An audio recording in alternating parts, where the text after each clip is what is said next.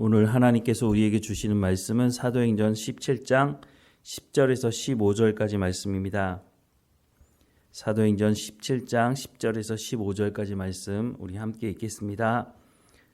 밤에 형제들이 곧 바울과 실라를 베레아로 보내니 그들이 이르러 유대인의 회당에 들어가니라. 베레아에 있는 사람들은 데살로니가에 있는 사람들보다 더 너그러워서 간절한 마음으로 말씀을 받고 이것이 그러한가 하여 날마다 성경을 상고하므로 그 중에 믿는 사람이 많고 또 헬라의 귀부인과 남자가 적지 아니하나 데살로니가에 있는 유대인들은 바울이 하나님의 말씀을 베레아에서도 전하는 줄을 알고 거기도 가서 무리를 움직여 소동하게 하거늘 형제들이 곧 바울을 보내어 바다까지 가게 하되 실라와 디모데는 아직 거기 머물더라. 바울을 인도하는 사람들이 그를 데리고 아덴까지 이르러 그에게서 실라와 디모데를 자기에게로 속히 오게 하라는 명령을 받고 떠나니라. 아멘. 바울의 일행들은 2차 전도 여행을 시작하면서 지금의 튀르키예 북쪽을 선교 지역으로 삼고 복음을 전하려고 했습니다. 하지만 성령께서 이들의 일행을 막으셨죠. 이들이 복음을 전하려고 하는 그곳에 복음을 전하지 못하도록 성령께서 막으셨다라고 말씀을 하고 있습니다. 그래서 결국은 튀르키예 북쪽이 아니라 유럽을 향해서 복음을 전하게 되었다고 성경은 말씀해주고 있습니다. 이것을 보면 바울은 자신의 의지나 신념에 따라서 복음을 전하려고 했던 것이 아니라 철저하게 성령의 인도하심을 따라서 복음을 전하는 삶을 살았다고 하는 것을 알 수 있습니다.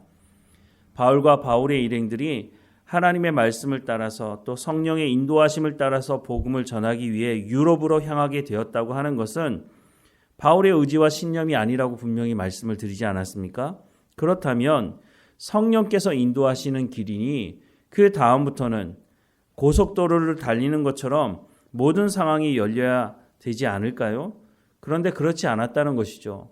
복음을 전하는 곳마다 유대주의자들이 나서서 바울과 바울 일행을 막아섰고 단순히 막아서는 정도가 아니라 생명을 위협하는 박해가 있었다고 하는 것을 성경은 말씀해주고 있습니다.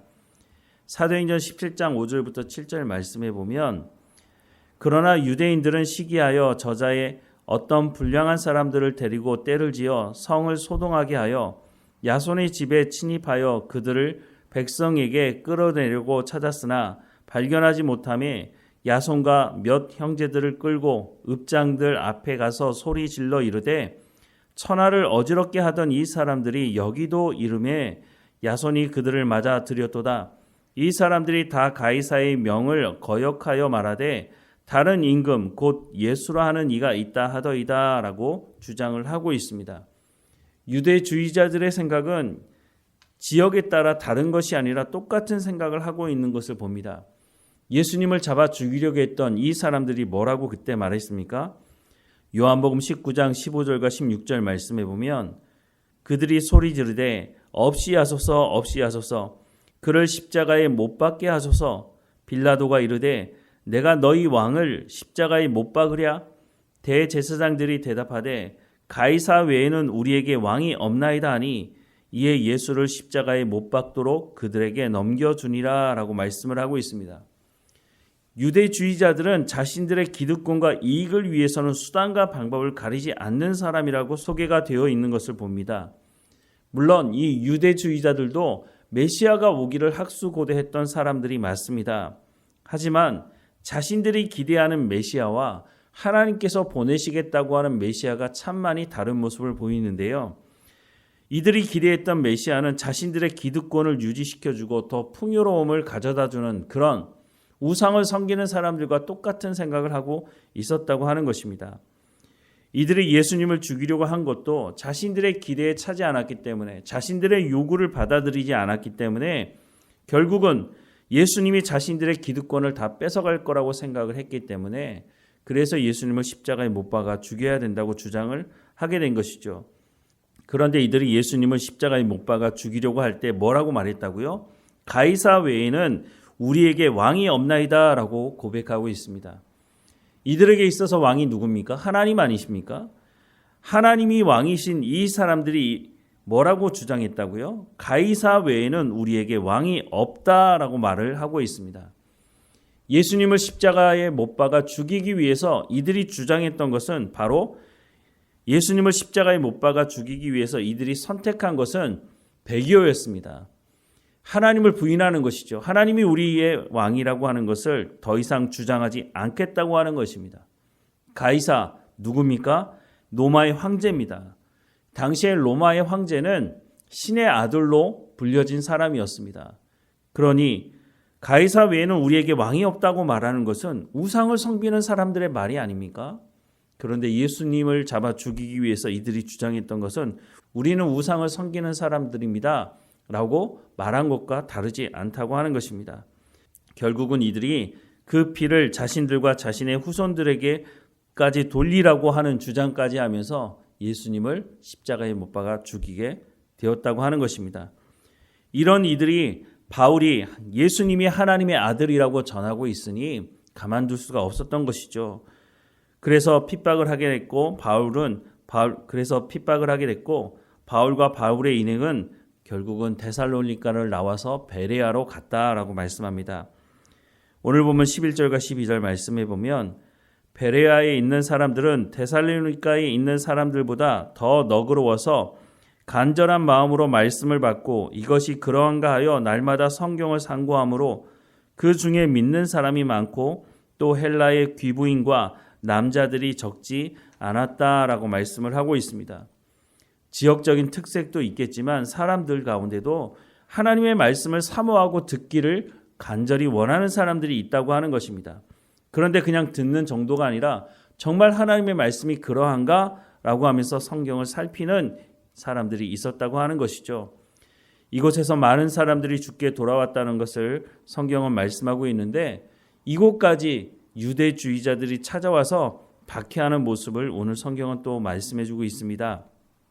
13절과 14절 말씀해 보면 데살로니가에 있는 유대인들은 바울이 하나님의 말씀을 베레아에서도 전하는 줄을 알고 거기도 가서 무리를 움직여 소동하게 하거늘 형제들이 곧 바울을 내보내어 바다까지 가게 하되 실라와 디모데는 아직 거기 머물더라 라고 말씀을 하고 있습니다. 이런 유대주의자들의 이런 노력은 참 대단했던 것으로 보입니다. 자신이 살고 있는 지역이 아닌 다른 지역에서 복음을 전한다는 소식을 들었을 때 거기까지 가서 방해하고 박해하는 모습을 보여주고 있습니다. 이전에도 우리가 보았지만 사도행전 14장 19절부터 22절 말씀해 보면 유대인들이 안디옥과 이고니온에서 와서 무리를 충동하니 그들이 돌로 바울을 쳐서 죽은 줄로 알고 시외로 끌어내치니라. 제자들이 둘러섰을 때에 바울이 일어나 그 성에 들어갔다가 이튿날 바나바와 함께 더베로 가서 복음을 그 성에 전하여 많은 사람을 제자로 삼고 루스드라와 이구니온과 안디옥으로 돌아가서 제자들의 마음을 굳게 하여 이 믿음에 머물러 있으라 권하고 또 우리가 하나님의 나라에 들어가려면 많은 환난을 겪어야 할 것이라 라고 말씀을 하고 있습니다. 바울이 만약 자신의 의지와 신념을 따라서 복음을 전하러 다녔다면 아마 이런 목숨의 위협을 받는 상황에서 야, 내가 더 이상 복음 전하다가 이거 정말 죽게 될 수도 있겠구나 라는 생각을 할 수 있었을 것입니다. 그러면 복음 전하는 것이 정말 합당한 일인가? 라고 하는 깊은 고민에 빠질 수 있었겠죠. 그런데 빌립보서 1장 20절부터 21절 말씀해 보면 나의 간절한 기대와 소망을 따라 아무 일에든지 부끄러워하지 아니하고 지금도 전과 같이 온전히 담대하여 살든지 죽든지 내 몸에서 그리스도가 존귀하게 되게 하려 하나니 이는 내게 사는 것이 그리스도니 죽는 것도 유익함이라 라고 바울이 고백하고 있는 것을 보면 바울은 자신의 신념을 따라서 복음을 전하려고 한 것이 아니라 성령의 인도하심을 따라서 또 하나님의 말씀은 반드시 성취된다는 것을 분명히 알았기 때문에 복음을 전하는 일에 힘썼던 것으로 보여지는 것이죠. 오늘 우리가 복음을 전할 때도 우리의 삶 가운데 이런 모습이 있어야 된다고 생각을 합니다. 복음을 전하다 보면 복음을 방해하는 사람들을 만나게 됩니다. 그때나 지금이나 비슷하죠. 그럴 때 내가 이런 모욕을 당하면서 내가 이런 박해를 당하면서 끝까지 복음을 전할 이유가 있나? 이런 고민을 할 수가 있는 것이죠. 그때 바울이 어떻게 했는지를 우리가 다시 한번 살펴볼 필요가 있습니다. 바울이 뭐라고 고백했다고요? 내 안에 사는 것이 그리스도니 죽는 것도 유익하다고 말하고 있지 않습니까? 하나님의 말씀은 반드시 성취된다고 하는 것을 바울은 경험했고 예수 그리스도를 만남으로 말미암아 그가 담대하게 죽음에 이르기까지 복음을 담대하게 전했던 것을 우리는 알 수 있습니다. 우리가 복음을 전할 때도 마찬가지입니다. 내가 믿지 못한다면 어떻게 복음을 전할 수 있을까요? 내가 믿지 못하는데 상대방에게 복음을 믿으라고 말한다면 그 사람이 복음을 받아들이겠습니까? 생명의 위협을 받음에도 불구하고 전할 수 있다면 그것보다 확실한 증거가 어디 있겠습니까? 사람에게 있어서 생명이 얼마나 중요합니까? 사람이 가장 두려워하는 것이 죽음 아닙니까? 그런데 복음을 전하면서 죽음을 두려워하지 않고 복음을 전한다면 그거보다 확실한 증거는 없을 것이라고 생각을 하게 됩니다. 왜 우리가 죽음을 두려워하지 않을 수 있습니까? 우리가 죽음 이후에 영원한 하나님의 나라가 약속되어 있다고 성경이 말씀하고 있지 않습니까?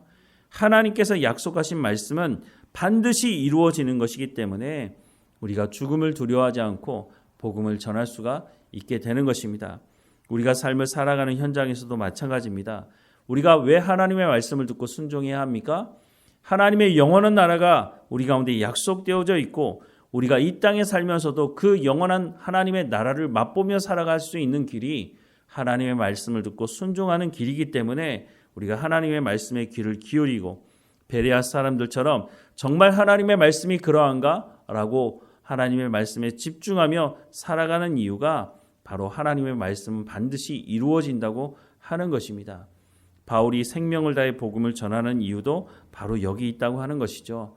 우리가 하나님의 말씀에 귀를 기울이고 우리 가운데 맡겨진 일에 충성을 다하는 것도 하나님의 약속의 말씀이 있기 때문인 것입니다. 고난 중에 있는 성도들이 있습니까? 그러면 하나님의 말씀을 더욱 붙드십시오. 하나님께서 우리 가운데 약속하신 그 약속의 말씀이 반드시 이루어진다고 약속하시는 그 약속의 말씀을 붙들고 우리가 믿음의 삶을 지속해 가기를 주님의 이름으로 축원합니다. 기도하겠습니다. 사랑하는 하나님, 우리가 삶을 살아가는 현장에서 복음을 전할 때에 복음을 거부할 뿐만 아니라 박해하는 사람들을 만날 때에 우리가 더욱 담대하게 복음을 증거하는 삶이 될 수 있도록 인도해 주옵소서. 바울 사도가 고백하는 것처럼 나의 간절한 기대와 소망을 따라 아무 일이든지 부끄러워하지 아니하고 지금도 전과 같이 온전히 담대하여 살든지 죽든지 내 몸에서 그리스도가 존귀하게 되게 하려 하나니 이는 내게 사는 것이 그리스도니 죽는 것도 유익함이라 라고 고백한 것처럼 우리의 삶의 현장에서도 이와 같은 고백을 하며 살아가는 우리의 삶이 될 수 있도록 날마다 우리 가운데 성령의 충만함으로 우리 가운데 믿음의 믿음을 더해 주시며 하나님 약속하신 약속의 언약의 말씀을 온전히 붙들고 살아가는 우리의 삶이 될 수 있도록 은혜를 허락해 주옵소서. 그래서 우리가 담대하게 전하는 이 복음의 말씀을 우리 주변에 있는 사람들이 하나님의 복음의 말씀을 듣고 주께 돌아오는 일을 우리도 목격하며 감사하며 살아가는 삶이 될 수 있도록 은혜를 허락해 주옵소서. 오늘도 우리 가운데 맡겨진 모든 일에 충성을 다할 수 있도록 우리 가운데 건강함과 지혜와 명철을 허락해 주옵소서. 늘 우리의 삶을 주장하시고 인도하시는 하나님께 감사하고 예수 그리스도 이름으로 기도드립니다. 아멘.